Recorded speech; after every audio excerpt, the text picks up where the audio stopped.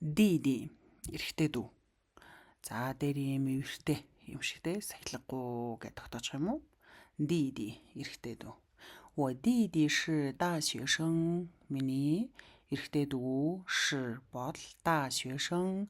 Том сурагч буюу оюутан 大学生гэж хэлэх нь. За дагаад уншъя. 大学生. 大学生.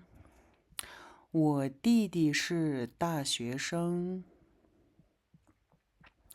我弟弟是大学生. Диди 爱吃八个包子. За эрэгтэй дүү идэх дуртай 8 ширхэг бууз. За зөндөө үзэж байгаа учраас хангалттай сайн тогтоож байгаа бах те. За дагаад уншъя. Диди 爱吃八个包子. Диди 爱吃八个包子.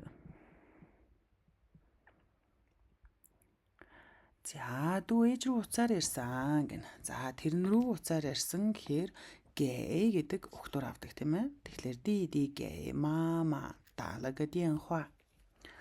Даалаг дианхуа гэхээр уцаар залгасан. За нэг гэдэг үг нь аливаа нэг тэгээд гэхдээ аливаа нэг ингээ да гэд нэг гээ бид нар ярианы хэлэн тийм сул үг ашигладаг те. Тэрэн шиг г гэж бас ашиглаж болдог байна.